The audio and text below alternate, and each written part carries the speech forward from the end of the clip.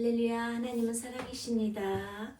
오늘 함께 은혜 나누실 하나님의 말씀은 에스겔 47장 1절에서 12절까지의 말씀으로 생수의 강이란 제목으로 함께 은혜 나누길 원합니다. 본문 말씀을 봉독해 드리겠습니다.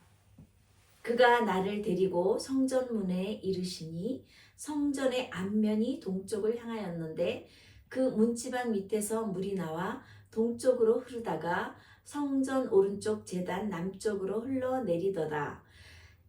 그가 또 나를 데리고 북문으로 나가서 바깥길로 꺾여 동쪽으로 향한 바깥문에 이르시기로 본즉 물이 그 오른쪽에서 스며 나오더라. 그 사람이 손에 줄을 잡고 동쪽으로 나아가며 천척을 측량한 후에 내게 그 물을 건너게 하시니 물이 발목에 오르더니 다시 천척을 측량하고 내게 물을 건너게 하시니 물이 무릎에 오르고 다시 천척을 측량하고 내게 물을 건너게 하시니 물이 허리에 오르고 다시 천척을 측량하시니 물이 내가 건너지 못할 강이 된지라. 그 물이 가득하여 헤엄칠 만한 물이요 사람이 능히 건너지 못할 강이더라. 그가 내게 이르시되 인자야 내가 이것을 보았느냐 하시고 나를 인도하여 강가로 돌아가게 하시기로 내가 돌아가니 강 좌우편에 나무가 심히 많더라. 그가 내게 이르시되 이 물이 동쪽으로 향하여 흘러 아라바로 내려가서 바다에 이르리니 이 흘러내리는 물로 그 바다의 물이 되살아나리라.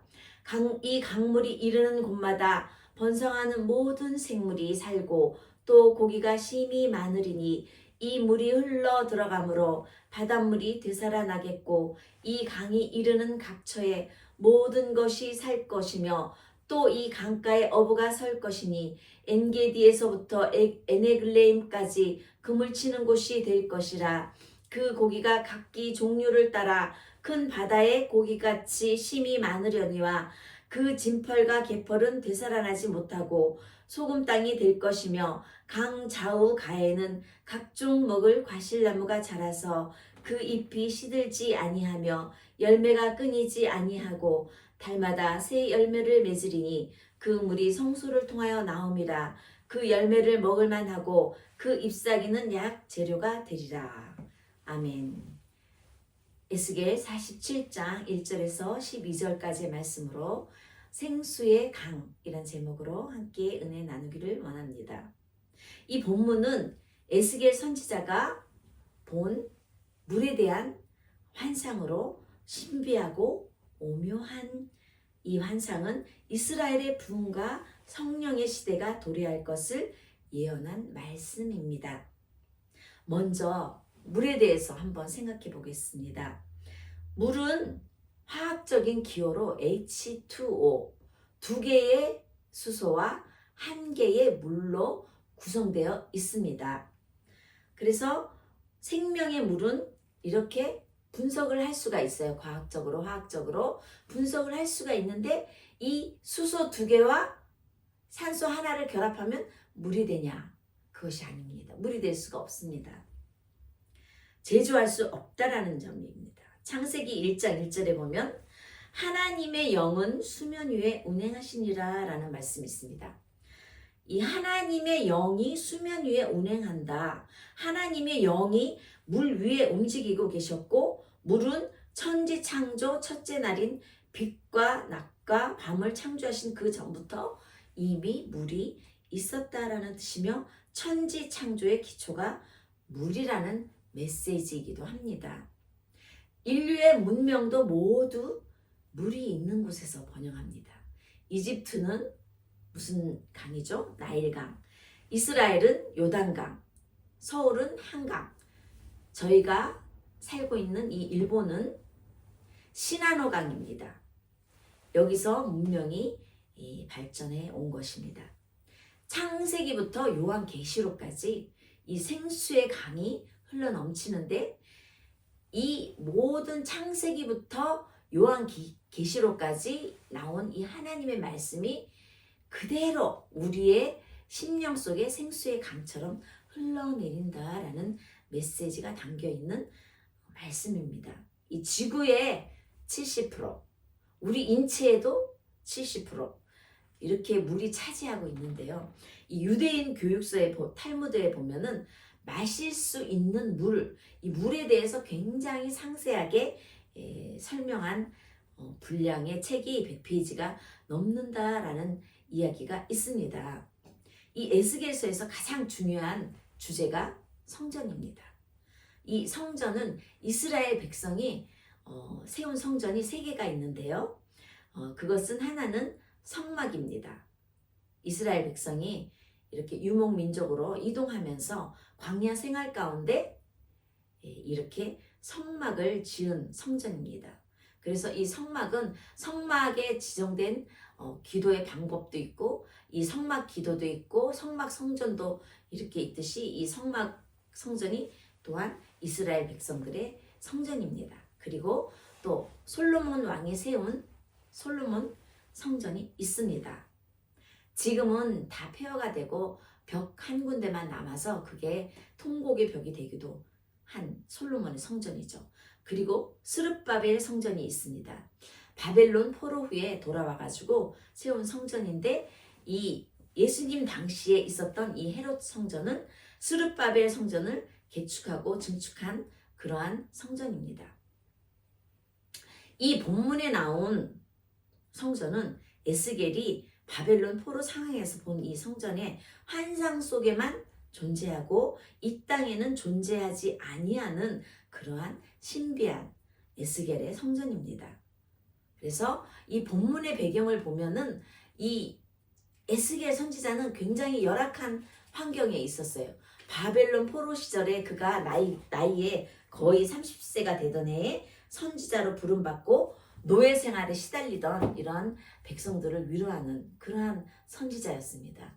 그리고 그 가운데 그렇게 위로하는 가운데 그의 아내가 또 죽고 말았습니다. 이렇게 하는 가운데 정말 좌절 가운데 그럼에도 불구하고 그렇게 어렵고 힘듦에도 불구하고 좌절하지 않고 용기와 희망을 가진 사람들에게 하나님은 역사하시고 기회를 주시고 결국 회복과 축복과 주님 앞에 쓰임받는 그러한 선지자가 되었던 것입니다. 그래서 오늘 성경 본문의 내용을 보면 하루는 에스겔이 하나님의 사자에게 이끌려서 성전에 들어갔어요. 그런데 성전 문지방 밑에서 물이 이렇게 졸졸 쏟아지기 시작합니다. 처음에는 성전에 물이 가득히 고입니다. 이어서 한번 걸어보라고 하나님의 사자가 말해요. 그래서 걸었더니 물이 발목까지 차고 또 찰랑찰랑 찬 그 물에 또 한번 걸으라고 했더니 또 발목이 무릎까지 차고 또 더 걸어가라 보라 했더니 허리까지 차고 이제는 더 걸었더니 걸으라고 했을 때 더 걸을 수 없는 그러한 헤엄쳐서 걸어야 하는 그러한 강물이 되었다라는 기록이 있습니다. 그래서 이 예루살렘에 보면은 예루살렘은 강이 없는 곳이에요.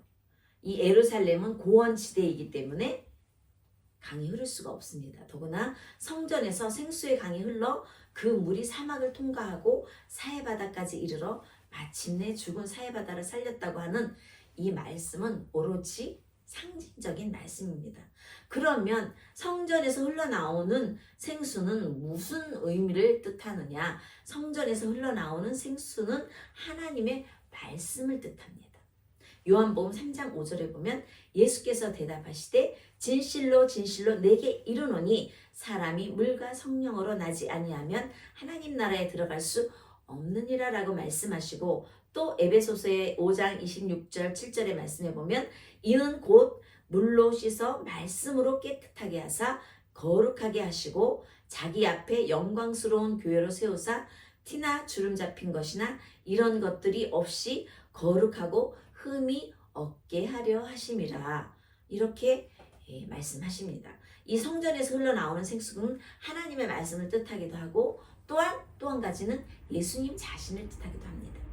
요한복음에 보면 예수께서 대답하여 이르시되 이 물을 마시는 자마다 다시 목마르니와 내가 주는 물을 마시는 자는 영원히 목마르지 아니하리니 내가 주는 물은 그 속에서 영생하도록 솟아나는 샘물이 되리라 라고 말씀하시고 또한 요한복음 7장 37절 말씀해 보면 명절 끝날 곧 큰 날에 예수께서 서서 외쳐 이르시되 누구든지 목마르거든 내게로 와서 마시라. 나를 믿는 자는 성경에 이름과 같이 그 배에서 생수의 강이 흘러나오리라 하시니. 이는 그를 믿는 자들이 받을 성령을 가리켜 말씀하신 것이라. 예수께서 이 말씀을 하실 때는 아직 성령이 도래하지 않았기 때문에 그들에게 계시지 아니하였을 때입니다. 그리고 또한 이 생수의 강은 무엇을 의미하냐? 성령을 뜻합니다. 이 환상 속에서 본 이 에스겔의 환상에서 나온 이 생수의 강은 예수님의 말씀, 하나님의 말씀, 예수님의 그 자신 또한 앞으로 도래할 성령을 뜻하는 말씀이었습니다. 요한복음 7장에도 이렇게 기록되었고 또한 시편에도 보면 여호와는 나의 목자시니 내게 부족함이 없으리로다 라고 말씀하셨습니다.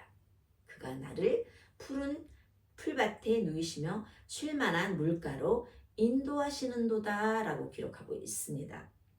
또한 여러 가지 물이 있지만 우리는 세상에서 하나님을 떠난 이 생수의 근원이신 하나님을 떠난 삶을 살 때 뭐라고 성경은 말씀하셨냐면 예레미야 2장 13절에 말씀해 보면 내 백성이 두 가지 악을 행하였나니 곧 그들이 생수의 근원되는 나를 버린 것과 스스로 웅덩이를 판 것인데 그것은 그 물을 가두지 못할 터인 웅덩이들이니라. 우리 한국 속담에 보면 밑 빠진 독에 물 붓기라는 표현이 있습니다. 이 세상에 살아가는 모든 이 육신의 정욕과 안목의 정욕과 이 세상의 자랑을 따라 이 세상 것을 더 의지하고 사는 그러한 만족을 찾으려는 이 태도가 터진 웅덩이라는 그러한 행위임을 경고하는 말씀입니다. 하나님 대신에 세상의 물질, 권력, 우상 등 그러한 무익한 것을 의지하고 그랬을 경우에 그것이 모든 터진 웅덩이가 돼서 쌓이지 못한다라는 뜻입니다. 하나님만이 참된 만족과 복의 근원으로 삼아라. 이러한 말씀입니다. 그리고 에스겔 성전은 이 눈에 보이는 이러한 건축물이 아닙니다. 예수님께서 헤로당 46년 동안 헤로당이 건축한 헤롯 성전을 보면서 말씀하셨습니다. 이 헤롯 성전이 스룹바벨 성전에 증축하고 개축한 이런 헤롯 성전인데 이 성전을 헐라 내가 사흘 만에 다시 세우리라. 이 말씀은 주님의 육체를 가리킨 것이고 요한복음은 기록하고 있습니다. 저 성전이 아니라 예수님의 몸이신 이 성전을 말씀하시는 것이죠. 그리고 에스겔이 보여준 이 성전의 환상은 십자가와 부활의 사건을 통해서 예수님 자신의 몸으로 지으실 제후의 성전을 상징하는 것입니다. 그리고 요한계시록 21장 22절에 보면 사도 요한이 천국에 대해서 이렇게 말씀하고 있습니다. 성 안의 성전을 내가 보지 못하였으니 이는 주 하나님 곧 전능하신 이와 및 그 어린 양이 그 성전이심이라 그랬습니다. 그래서 이 에스겔 성전의 설계도는 예수님의 십자가의 구속을 완성해 나가는 하나님의 섭리를 상징하는 것이죠.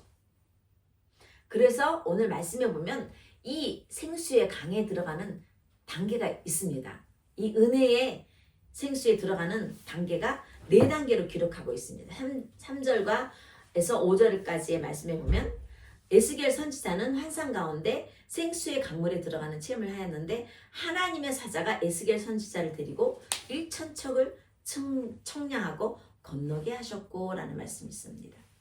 1천척이라고 하면 이 규빗을 얘기하는데 이 손 끝에서 요 팔꿈치까지가 한 척이에요. 한 규빗이라 그러죠. 이게 거의 45에서 47cm 정도. 근데 성전은 조금 더 플러스해서 5cm에서 10cm 정도를 더 플러스해서 계산한다고 합니다. 그러면 한 400에서 1천척이라면 한 400에서 500 정도의 미터 정도의 깊이를 뜻합니다. 그래서 생수의 강물에 들어가는 체험을 하였는데요. 물이 발목에 오르더니 그랬어요. 이 발목까지 올랐으면 엄청 시원한 건데 이 발목까지 올라왔다라는 이 뜻을 영적으로 해석을 하면은 우리의 믿음이나 우리의 신앙이 어린아이의 단계, 신앙의 초보 단계를 의미하기도 합니다. 신앙 처음에 교회 왔을 때 모든 호기심을 가지고 하나님은 어떤 분이신가, 내가 하나님은 이러한 분이시다라는 걸 체험하기도 하고, 예수님은 어떤 분이신가, 또 신앙생활 하면서 내 주위를 보면서 조금씩 믿음이 이제 성장하기 시작합니다. 그러한 단계를 말하고 있습니다. 그리고 두 번째 보면 이천척을 청량하고 라고 기록하고 있습니다. 그럴 때 물이 어디까지 왔냐면 무릎까지 차올랐다 그랬어요. 제가 아는 분이 신학교 시절에 나는 정말 낙타 무릎으로 살고 있어요 라고 간증한 적이 있습니다. 되게 무릎을 꿇고 기도할 때 낙타 무릎이 된다라고 이야기합니다. 그리고 우리나라 사람들도 이렇게 무릎을 꿇으면 겸손한 의미가 되기도 하고, 또 일본 사람도 마찬가지예요. 그리고 이스라엘 사람도 무릎을 꿇고 기도하는 것이 습관이 되어 있습니다. 그때는 간절한 기도를 드릴 때 바닥에 무릎을 꿇고 기도를 하는 것은 자기 자신을 낮춘다는 그러한 겸손의 의미도 있습니다.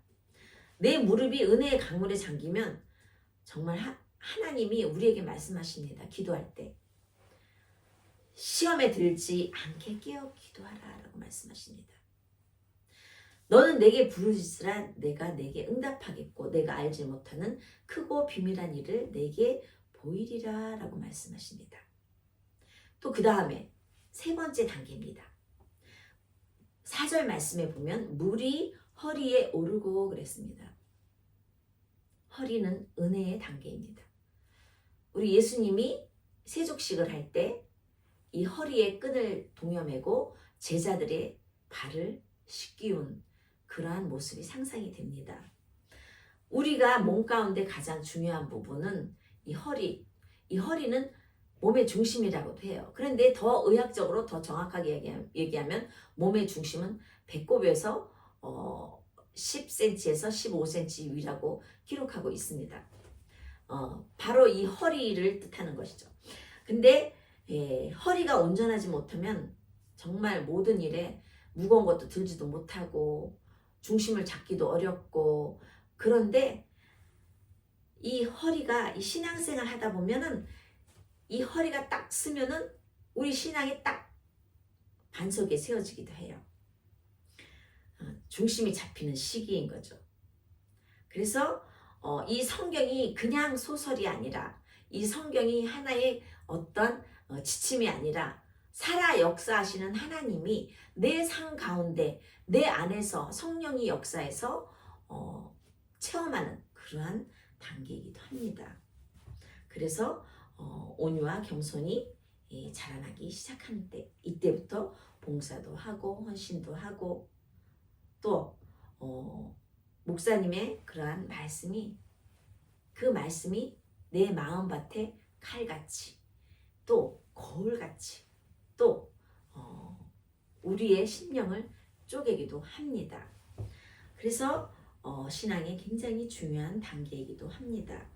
그 다음에 또 물이 허리에 머물지 않고, 그 다음에는 물이 너무 넘쳐서 오늘 말씀에 보면은 물이 허리에 오르고 그 다음에 천척을 청량하니 물이 내가 건너지 못할 강이 된지라. 그 물이 가득하여 헤엄칠 만한 물이요 사람이 능히 건너지 못할 강이더라 라고 기록하고 있습니다.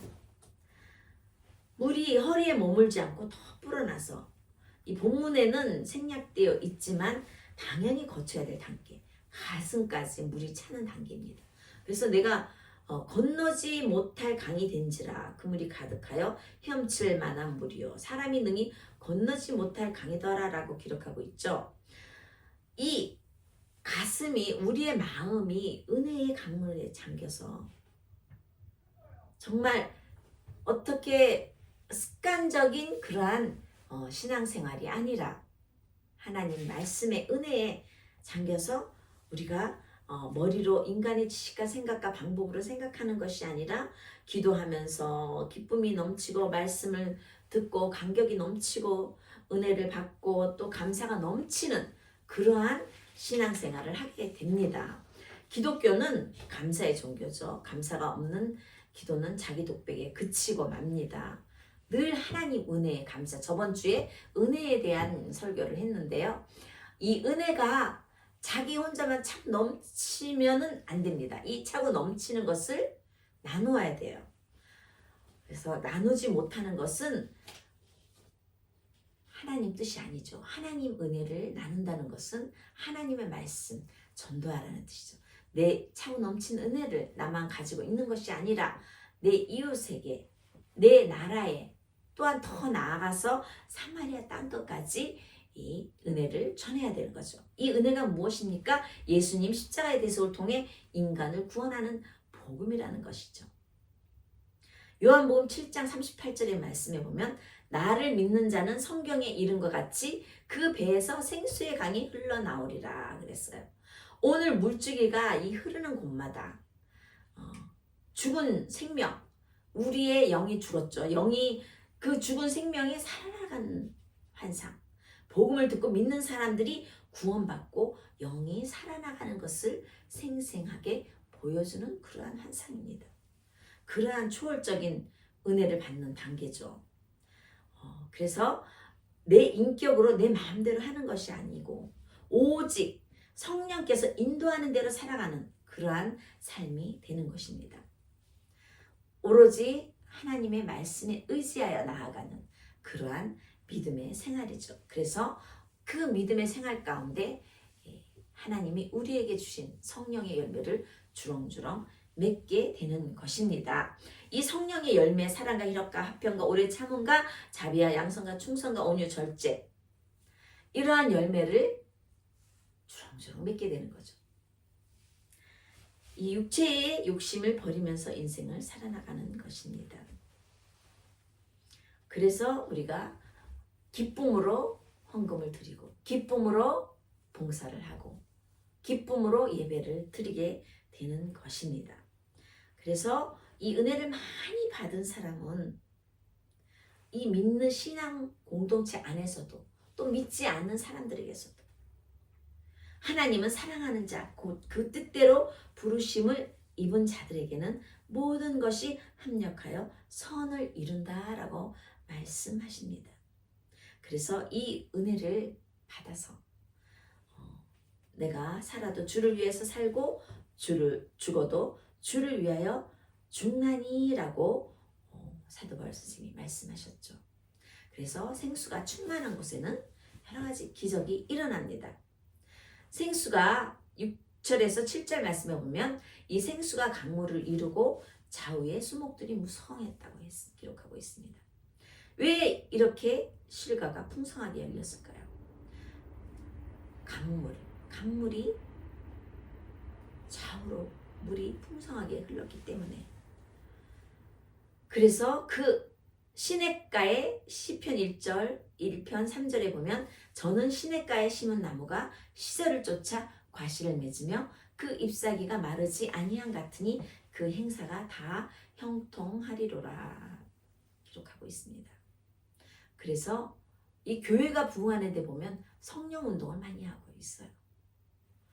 그리고 모든 것이 회복 단계에 있습니다. 교회가 회복을 많이 해야 돼요.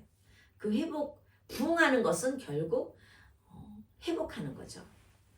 하나님 나라를 이룩하는 그 회복이죠.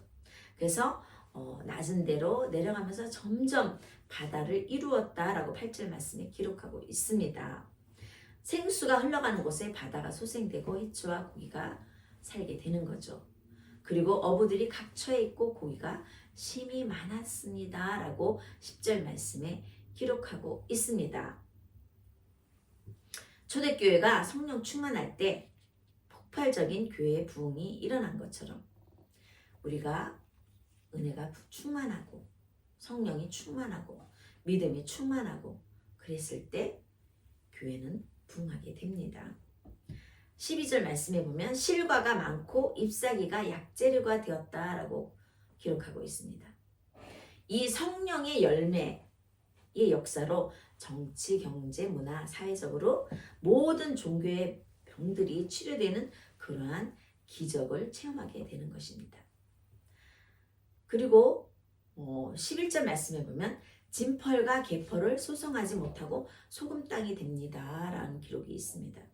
여기서 말하는 진펄과 개펄은 예수님의 냄새만 맡고 은혜의 강물에 뛰어들지 않은 그러한 사람, 구경만 한 사람, 발면 들여놓지 않은 사람들을 의미합니다.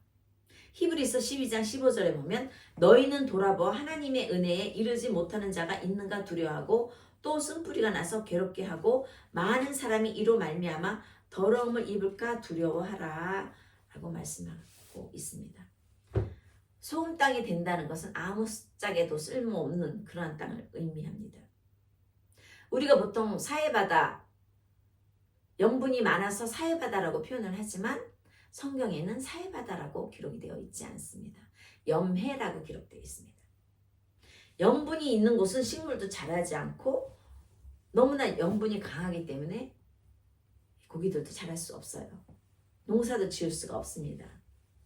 이 뜻은 무엇이냐면 복음을 거절하는, 예수 그리스도의 사랑을 거절하는, 성령의 생수를 거부하는 그러한 개인이나 가정, 그러한 땅과 나라는 망할 것이라는 말씀입니다. 우리는 크리스찬으로서, 믿는 자로서 이 생수의 강에 뛰어들어서 하나님의 놀라운 기적과 하나님의 놀라운 축복과 그러한 하나님의 장래 미래에 도래할 하나님의 놀라운 새하늘과 새 땅, 요한계시록에도 이 생명의 강에 대해서 다시 언급하지만 새하늘과 새 땅에서 그러한 하나님의 놀라운 축복을 체험하게 되는 것입니다. 하나님이 아니면, 예수님이 아니면 마음의 공허함과 영적인 갈급함은 그 무엇으로도 채울 수가 없습니다. 어떤 사람의 간증을 들어보니까 많은 학문을 공부해서 석박사를 땄어요. 또한 그로 말미암아 또 돈을 많이 벌었어요. 그런데도 뭔가 모를 공허함을 느끼고 채울 수 없는 무엇인가 있었는데 하나님을 알고 예수님을 알고 그 생명의 강에 뛰어들었을 때 참된 마음의 평화를 얻고 기쁨이 왔다라는 간증을 하신 분을 기억합니다. 그래서 우리는 이 생명의 강가에 뛰어들어서 생명수이신 하나님의 이런 근원이 되신 생수의 강에 우리가 뛰어들어서 우리의 목마름을 채워서 기쁨의 신앙생활을 하는 저와 여러분이 되시기를 주님의 이름으로 축복합니다. 감사합니다. 기도드리겠습니다. 하나님 감사합니다. 1,000척을 측량하고 2,000척을 측량하고 3,000척을 측량하고 4,000척을 측량하고 나아갈 때 우리의 믿음의 단계가 어린아이에서 장성한 어른의 키만큼 자라나는 것을 알 수가 있습니다. 우리의 믿음이 더욱더 돈독하여져서 또한 우리의 믿음이 장성한 어른의 분량만큼 되어서 겸손히 주님 앞에 나아가 은혜의 강물을 체험하는 그러한 귀한 역사가 일어날 수 있도록 우리의 인생을 인도하여 주옵소서. 말씀으로 인도하여 주시고 성령으로 인도하여 주시고 주님께서 나침판이 되어 주셔서 자로나 우로나 치우치지 아니하며 오로지 주님의 표대만을 바라보며 나아가는 저희들이 될 수 있도록 주님 도와주시옵소서. 감사드리며 예수님 이름으로 기도드립니다. 아멘.